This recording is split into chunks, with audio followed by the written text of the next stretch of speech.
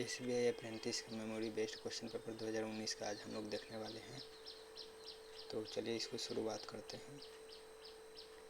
देखिए question number 1 में जो है, where is the secretariat office of SAARC development fund located. SAARC का डेवलपमेंट फंड कहाँ पे लोकेटेड है? तो ये लोकेटेड है आपको भूटान में। ये कहाँ पे लोकेटेड है? भूटान में लोकेटेड है।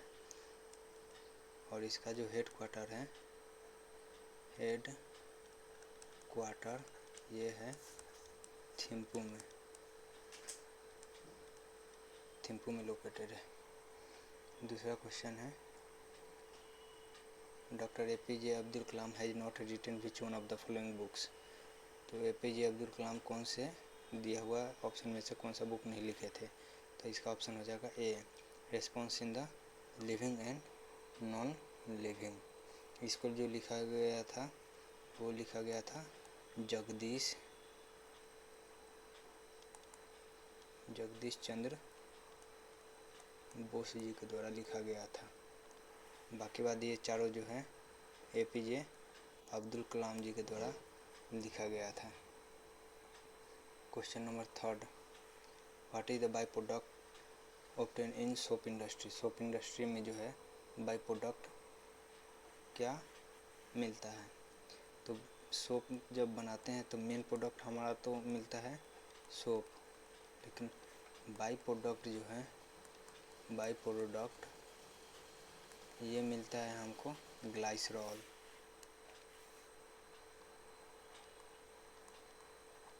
और ग्लाइसरॉल का जो यूज होता है वो होता है आपको मेडिसिन, कॉस्मेटिक और हो जाता है आपको फूड इंडस्ट्री में। तो ग्लाइसरॉल का यूज याद रखिएगा, ये भी पूछा जा सकता है। क्वेश्चन नंबर 4 है, who among the following is the winner of Nobel prize in economics 2019 में। 2019 में जो है नोबेल प्राइज इकोनॉमिक्स में कौन जीते थे? ये जो तो माइकल क्रेमर जीते थे। इनके साथ 2 और लोग जीते थे,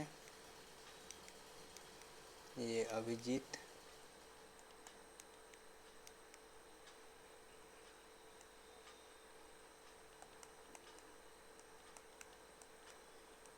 बनर्जी और माइकल और एक और लोग जीते थे, एस्टर डुफ्लो। ये 3 लोग जीते थे नोबेल प्राइज इकोनॉमिक्स में 2019 में। क्वेश्चन नंबर 4 है, वेलोसिटी ऑफ लाइट सबसे ज़्यादा किस में होता है? तो वेलोसिटी ऑफ सबसे ज़्यादा जो होता है वो वैक्यूम में होता है। वैक्यूम में सबसे फास्ट होता है। उसके बाद जो है ग्लास में स्लोअर होता है,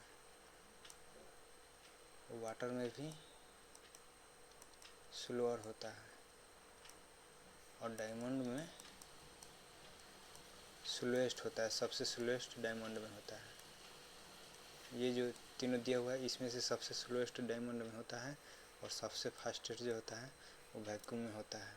तो इसका आंसर जो है वैक्यूम हो जाएगा। क्वेश्चन नंबर 6 है, what was the theme of the Chalchitram national film festival held in 2019। 2019 में जो हुआ था Chalchitram national film festival March 2019 में, उसका थीम क्या था? इसका theme Chalchitram national film festival का तो इसका था our heritage our pride. Question number 7 देखते हैं, in which of the following countries did 11th BRICS summit take place. 11वां ब्रिक्स का समिट कहाँ पे प्लेस हुआ था? तो 11वां जो हुआ था नवंबर 2019 में, वो ब्राज़ील में हुआ था। Who is the question number 8 में है, who is the author of the book the battle of belonging. तो इसका था ऑथर शशि थरूर। तो आंसर हो जाएगा शशि थरूर। क्वेश्चन नंबर 9 आते हैं। क्वेश्चन नंबर 9 में है, when is the world phenomenia day marked every year. तो इसका आंसर हो जाएगा आपको 12 नवंबर। 12 नवंबर को वर्ल्ड फेनोमेनिया डे मार्क किया गया है प्रत्येक साल के लिए। क्वेश्चन नंबर 10 देखते हैं। क्वेश्चन नंबर 10 में है रानी रामपाल स्पोर्ट्समैन फ्रॉम हरियाणा, जो कि हरियाणा से है रानी रामपाल, वो किस स्पोर्ट्स से एसोसिएट है, मतलब जुड़ी हुई है। तो ये जुड़ी हुई हैं हॉकी से, रानी रामपाल। क्वेश्चन नंबर 11 में है the GDP forecast for the NCA in the second quarter for current physical year 2019-20 में कितना जीडीपी था। तो इसका जीडीपी था 4.9%। क्वेश्चन नंबर 12 देखते हैं। When a cheque is not crossed it is called, जब ये चेक क्रॉस नहीं होता है तब इसको क्या बोला जाता है। तो इसको बोला जाता है ओपन चेक। क्वेश्चन नंबर 13 देखते हैं। When was the state bank of India nationalised. तो ये जो स्टेट बैंक ऑफ इंडिया है ये नेशनलाइज यानी कि इस्टेब्लिश हुआ था 1955 में। SBI जो है 1955 में इस्टेब्लिश हुआ था। और RBI जो है ये हुआ था 1935 में इस्टेब्लिश। इसको ध्यान रखिएगा। क्वेश्चन नंबर 14 जो है विच of the following payment bank launched भरोसा सेविंग अकाउंट्स इन सितंबर 2019। तो ये कौन सा बैंक के द्वारा लॉन्च किया गया था भरोसा सेविंग अकाउंट। तो ये लॉन्च किया गया था एयरटेल पेमेंट बैंक के द्वारा। क्वेश्चन नंबर 15 देखते हैं। IPPB was launched by honourable prime minister Shri Narendra Modi on कब। ये कब लॉन्च हुआ था IPPB। तो ये लॉन्च हुआ था 2018 में नरेंद्र मोदी जी के द्वारा। 1 सितंबर 2018 को लॉन्च हुआ था। किसके द्वारा, नरेंद्र मोदी जी के द्वारा। क्वेश्चन नंबर 16 देखते हैं। What is the full form of BSBDA। तो BSBDA का होता है बेसिक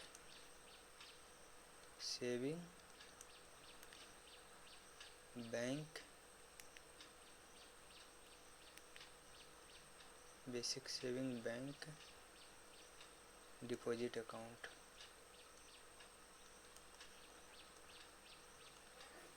इसका होता है basic saving bank deposit account. Question number 17 देखते हैं। IFSC code. IFSC कोड क्या होता है। तो IFSC कोड का फुल फॉर्म होता है इंडियन फाइनेंशियल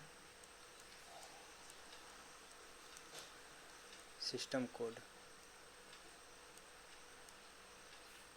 IFSC का ये हो जाता है इंडियन फाइनेंशियल सिस्टम कोड, जो कि होता है alpha numeric code. Question number 18 देखते हैं। The rural infrastructure development fund has been created under, किसके अंदर में ये RIDF जो है क्रिएट हुआ था। ये क्रिएट हुआ था नाबार्ड के अंदर में, और इसी के अंदर में जो है सो इसको अभी मैनेज किया जाता है। नाबार्ड का फुल फॉर्म होता है national bank for agriculture and rural development.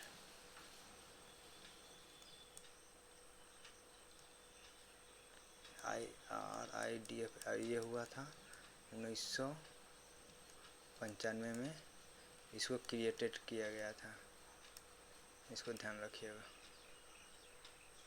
Question number 19 देखते हैं।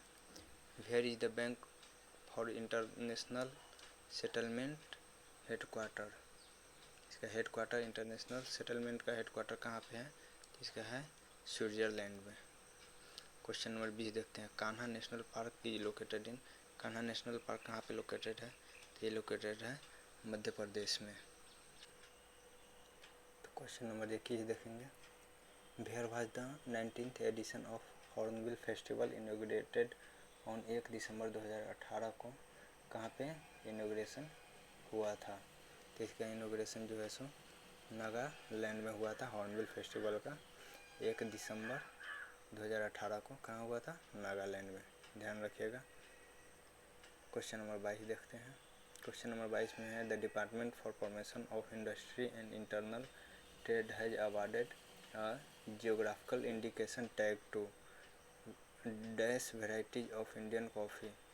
कितने वेराइटी ऑफ इंडियन कॉफ़ी को मार्च 2019 में हुआ था? तो 5 वेराइटी को ये अवार्ड मिला था।